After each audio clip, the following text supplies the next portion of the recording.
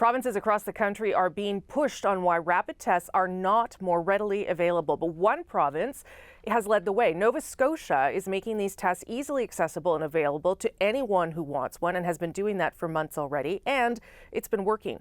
Earlier, I spoke to Nova Scotia's Premier Tim Houston about why that is. Nice to see you. Appreciate you making the time. Happy to be here. Thanks for having me.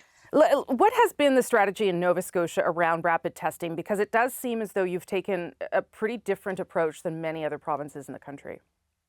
Yeah, I think that the approach to rapid testing and just COVID in general has been very proactive. I mean, under the leadership of Dr. Strang, we've done well with the pandemic for sure. But in rapid testing specifically, I mean, Dr. Strang and his leadership and the leadership of Dr. Lisa Barrett, we got on it quick. You know, we had pop-up stations, drop-in, asymptomatic testing. I think since last fall, we've either conducted on site or distributed somewhere in the range of 2 million rapid test kits. So it's been we've testing has been the strategy, and I think it's suited us well for sure.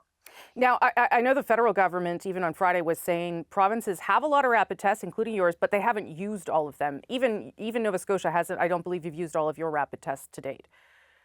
No, we haven't, and certainly heading into the holidays, we have a big push on right now to get them, distributed through, work programs, take a kid home from work, pop-up sites. We're using the library starting next week. People can drop into the library and pick up a test kit. We do want to encourage people to test, and I have seen a difference. I mean, I traveled a little bit over the last couple of weeks on a couple Ottawa, Washington, and Boston, and you notice it really struck home for me of how easy it is to get a test in Nova Scotia compared to other jurisdictions. So it was very obvious to me when I was on the road how different we have approached things in Nova Scotia. It's pretty easy to get a test if you want to get one. So there are no conditions at all. If you need one, if you want one, you go and get one. Is that it? And they're yeah, free. Exactly. Yeah. I mean, early in the pandemic, it was symptomatic only, and follow a checklist. And if you hit some certain criteria, you would be eligible, I guess, be the best word for a test. But right now, it's just people can drop in at any number of sites and get a test done, or pick up a test and take it home and do it at home. So yeah, we've just encouraged testing. We want to make sure there's lots of testing. We think that type of surveillance is the best way to stay on top of the pandemic.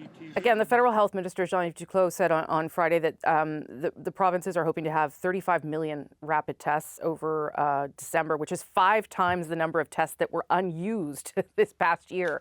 What do you think is holding up, or why do you think there's reticence in other parts of the country around rapid tests? I mean, they're not always 100% accurate, but I'm wondering if your other colleagues have told you why they're less eager than you. Yeah, no, they're not always 100% accurate for sure, but they're very, very accurate. And then we've used them throughout the pandemic as a key to go and get a more more detailed PCR test. But I mean, I think what we just had some good leadership early on that kind of set up almost a distribution network. If you're in Halifax, people right now know they could go to the convention center and there's probably going to be a test available for you there. It's just common knowledge, and in other parts of the province, the same thing. So building it, but really, I think it's been the push from public health and Dr. Strang, certainly on pushing vaccinations, but pushing testing as well, and making it really socially acceptable to get a test. Just because you want to be safe and you want to protect your friends and families.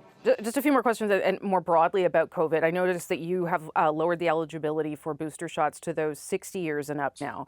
NACI has, of course, recommended 18 years and up. And certainly the data we're seeing around Omicron, and I know you don't have any cases there, at least when I last looked, is that waning immunity happens at 6 months, but Omicron might affect that. I'm wondering, why not just broaden the net entirely for your whole province to get boosters as soon as they can?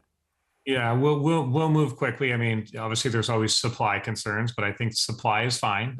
But right now it's just a distribution network, and we've leaned heavily on our pharmacies, and I know right now our pharmacists, I mean, I can't thank them enough. I mean, right now they're doing flu shots, booster shots, the first time 5 to 11-year-olds. So we're putting a lot of pressure on them, and they're responding.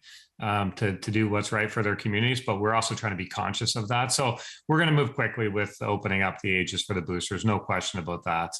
But the boosters are really important. Vaccination really important, particularly when we see clusters popping up across the country, and now here in Nova Scotia as well, we have one. So yeah, so let's talk about that cluster at StFX University. It looks like a majority of the spread happened at private gatherings in and around the very well-known ring ceremony that happens at that university.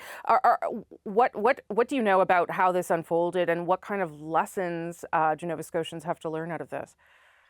I think it's a reminder that the public health rules that have kept us safe and allowed us to do so well during the pandemic, they still need to be respected. I know we're all tired. I know we're all getting weary of it, but we still need to respect it. So we have a cluster. We have cases coming out of that it's higher case numbers than Nova Scotians are used to seeing.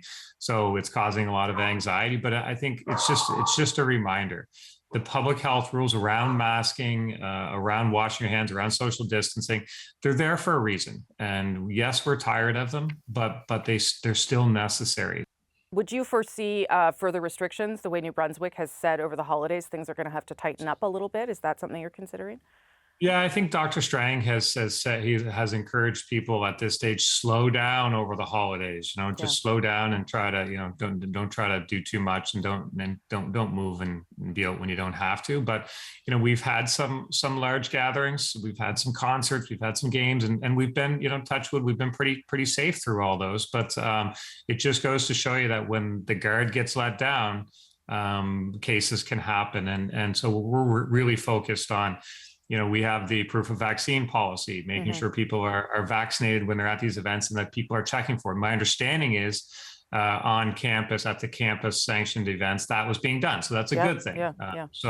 But some of the other events, maybe it wasn't. We don't know. Public health is we'll do investigations on that, and we'll find people as necessary that weren't following the rules. Okay, Premier, it's good to know even premiers get interrupted by their dogs at home. I'm going to leave it there. Thank you so much for making the time. Appreciate it. Thanks for having me. I really appreciate it. Thank you. Bye-bye.